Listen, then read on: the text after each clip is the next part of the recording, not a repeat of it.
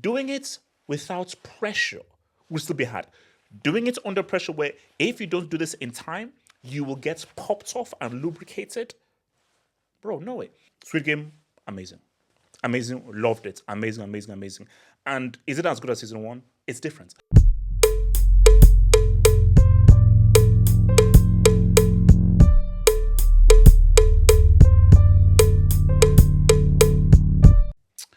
Um, I'm going to say something crazy.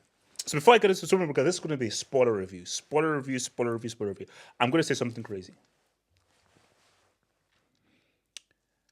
Squid Game might probably be the most globally impactful TV show that I think may have ever been made. So that's a crazy statement. I can't think of a more relevant show globally than Squid Game. Let's just go over there. I can't think of it because Game of Thrones. There are a lot of people who have either not seen Game of Thrones or not going to sit down and watch a bunch of people just yap on about the throne and the throne, the sword and the realm. And guys are like, nah, I'm good.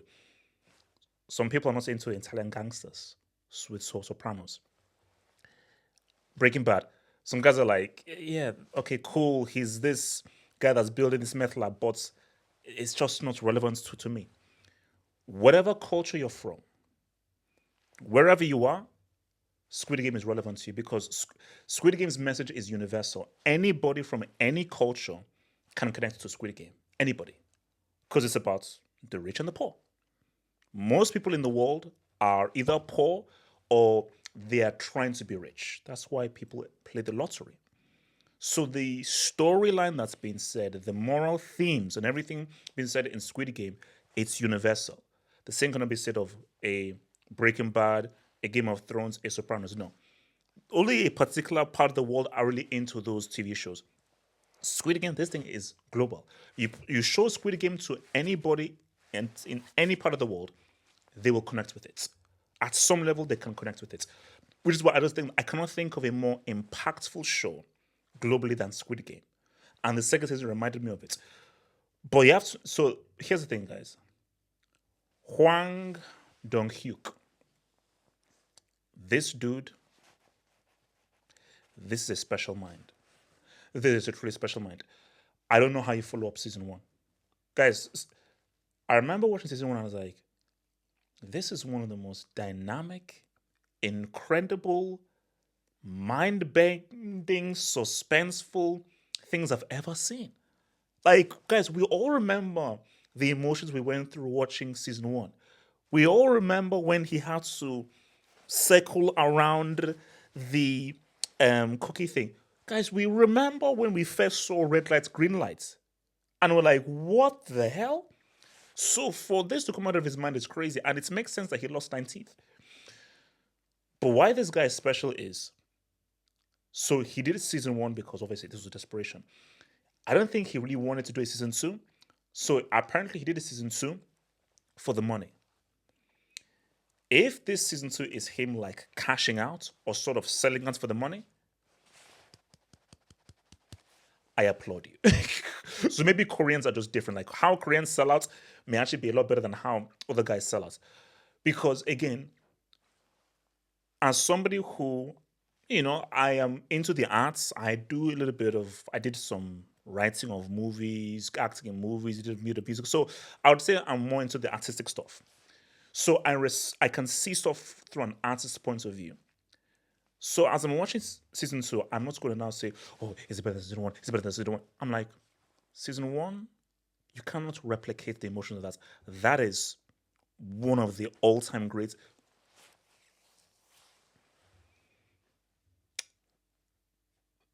Squid Game season one might be the greatest season of TV I've ever seen in my life.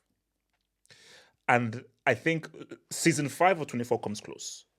So the only thing that comes close to Squid Game season one is season five of 24.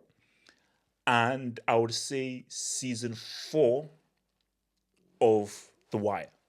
So season four of The Wire Season 5 of 24 are the only things that come close. Outside of that, season 1 of Squid Game is it's ridiculous. Like, I cannot think of the last time a TV show like impacted me like that. So it's always going to be hard for Hwang Dong-hyuk to really replicate that. But look, guys, Squid Game season 2, bro, it's good. And I don't even want to say, oh, is it as good as the first one? Is it better than the first one? I think is the wrong way to even view it. But this is an incredible follow-up to one of the all-time great seasons. Because I was already expecting that, okay, man, if he's doing it for the money and he's selling out. So I had sort of lowish expectations, hence why I didn't even rush to watch it quickly. I was like, okay, let me just take my time, blah, blah, because it's not going to be that good. Then I saw the first episode and I was like, that's a pretty damn good episode. For your first episode of a second season following up in historic first season, that's a pretty damn good first episode. So after that first episode, I was like, okay, it's pretty good. So does it go downhill afterwards? Then we keep going, and I'm like, in terms of how he's expanding the story, how he's expanding the characters, the directions he's taking the story into unexpected directions. A few story beats are being repeated, but there are things that he's refreshing. He's turning the games on its head. He's expanding the games. He's raising the stakes. I was like, this is a pretty damn good follow-up, if I do say so myself. So, and I think what is really key here is obviously Lee Jung-jae, who's obviously the main lead.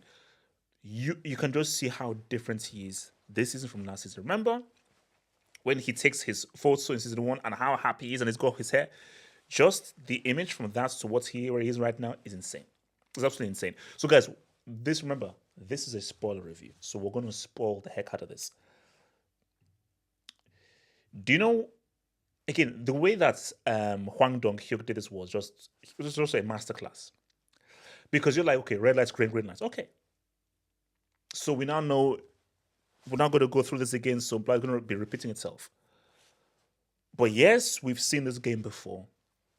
We have. Our lead character has. No one else has. So what makes it refreshing is that, oh my gosh, we know what happens. They don't. And he's trying to tell these guys that, guys, first of all, you shouldn't even be playing this freaking game. We get to all points. You shouldn't even be playing this game. And you need to listen to me. And they're like, wait, what's this guy? And they don't take it seriously. Then when the first girl gets popped off, because it beats on her, and people now start getting clipped off, you're like, it should be like, okay, yeah, but we've seen this before. But it's still a new feeling because you're like, oh my gosh, these new contestants are now reacting to what these games are about for the first time. So it feels new.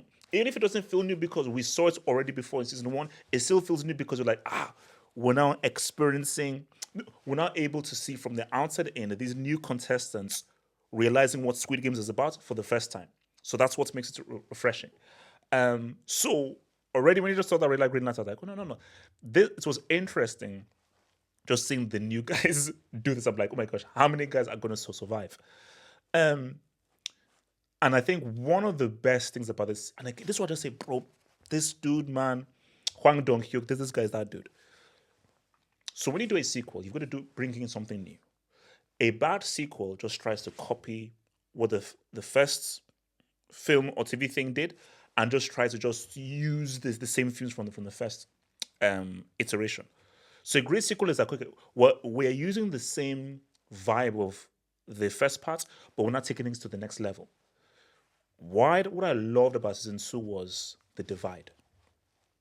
And that divide of those who were like, my life is not worth risking these games to get this money. And for other people were like, it is worth the risk. Because I do need the money. I've got debts, I have people to pay, and my life is a mess. So I am willing to roll the dice and gamble because I believe that if I can just get through these games, I can get this money and say what's up. And it's where do you stop? So when they did the votes of like, do you want to stop the games now and take these winnings, or do you want to keep on going? And the minds of people that were like, oh, bro, I want to keep on going because we can get even more money. Because the money that we're each going to receive now individually, nah, it's not enough. Let's just have one more game. And that was one of the most brilliant um, titles of one of the episodes, which was one more game. One more game, which is gambling. Oh, no, just one more, just one more. Because that's how Las Vegas make their money. Is man, just one more, just one more. Yeah, it's gonna be this one. So, and I just loved how they really saw that divide between those who wanted to stay in the game and those who wanted to leave in the game. I just thought that was brilliant, and you even now brought tension into the voting. Even for me, I was like, bro, I was like, oh my gosh, who's gonna vote? Who's gonna vote? Who's gonna vote? Who's gonna vote? Um, bro, this game, man, guys, this game, like, guys, we're gonna get to the other game.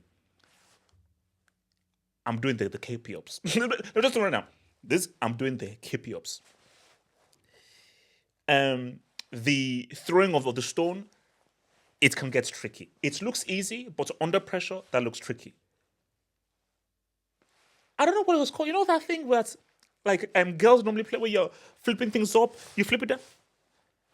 Bro, I didn't even understand what the hell was going on. So I was no way in hell I'm doing that crap. I'm like, heck no. When they were doing this, like, doing it without pressure will still be hard. Doing it under pressure, where if you don't do this in time, you will get popped off and lubricated.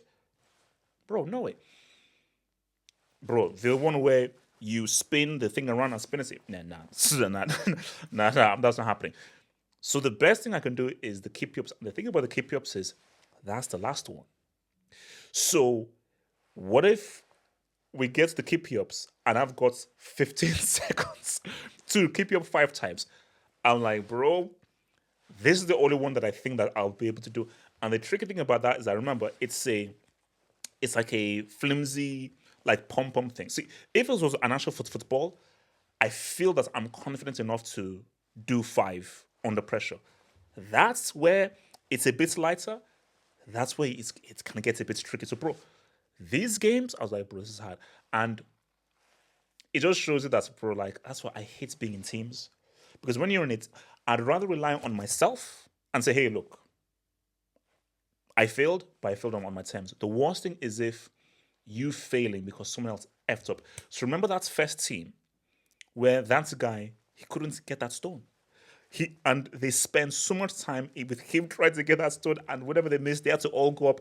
I was like, bro, so I'm gonna lose my life based on someone else's failure. Not my failure, but someone else's failure. So, nah, this game was harsh. This game was harsh. But again, so remember, again, building up to the like, oh yeah. I know the game, it's where you have to um put out the shape. Choose triangle. Okay, just choose triangle. You've played the game before, choose triangle. Guys are like, we know he's played the game before. We're gonna give a little twist. And that's what they just came up with. And I knew they were gonna do that. We're gonna give you something totally new. Now what? Amazing.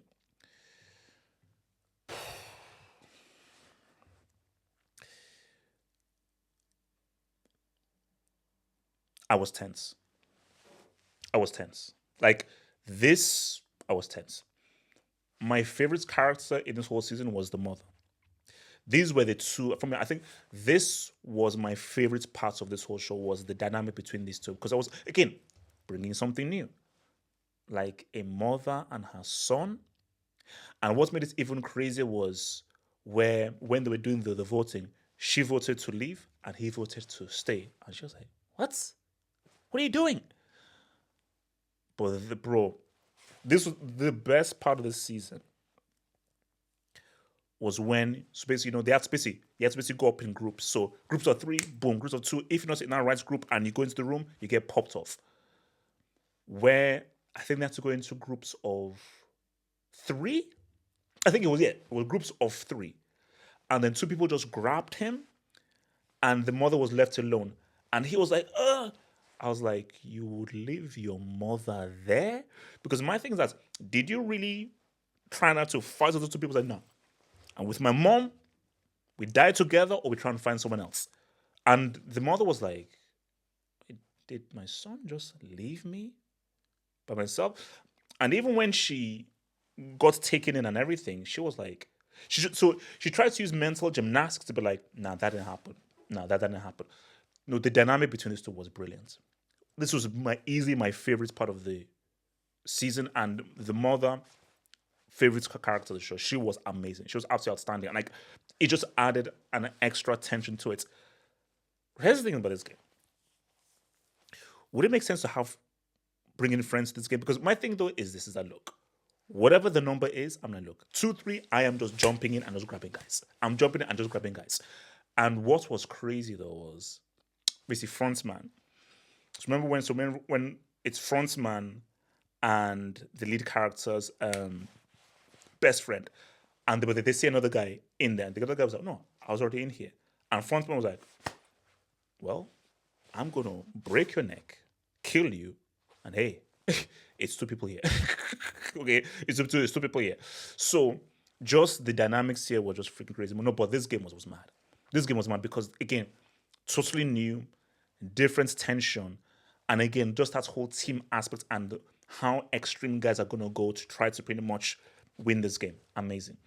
Um, Look, man, I think again, Ling Jong Jae, the main character, again, another great performance, bro, because you can just see the guy, his metamorphosis and just how he's grown from the first season.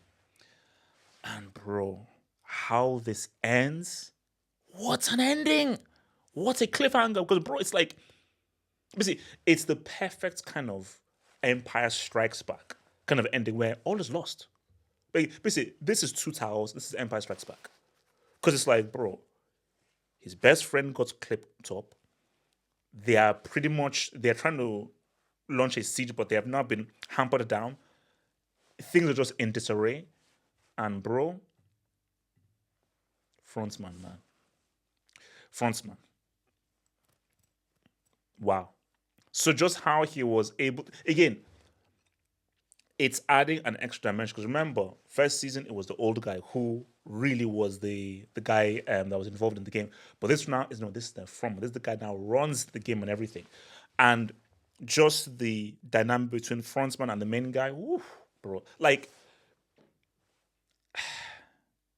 because we was okay. Which season do you prefer? Like, bro, this season was. Cause do you know why I like it? Because they did things. They did some very different things. Some stuff was the same, and again, not everything was perfect. Like the Thanos rapper guy, okay, it was a bit crazy. Maybe a bit too much comedy, and some comedy stuff didn't work. But as a follow up to one again, guys, I mean, Squid Game is one of the most iconic things released in the last 20 years.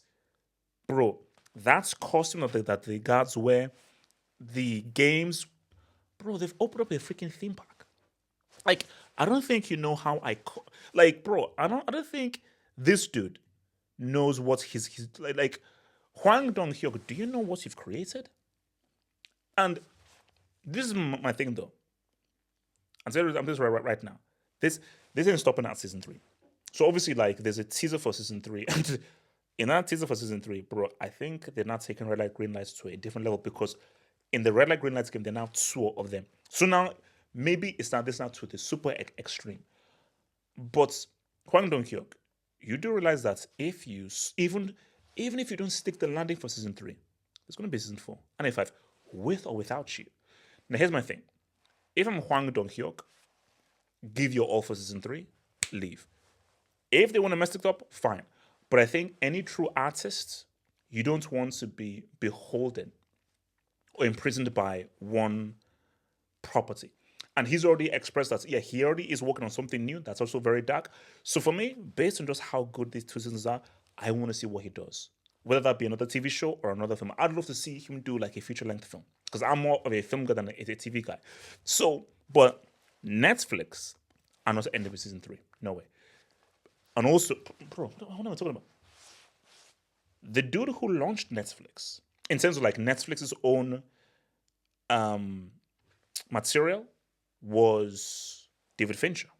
Seven, Fight Club, Zodiac, Panic Room, Benjamin Button, and a Squid Game spin-off. English spin-off is now being done by David Fincher. Now here's the thing.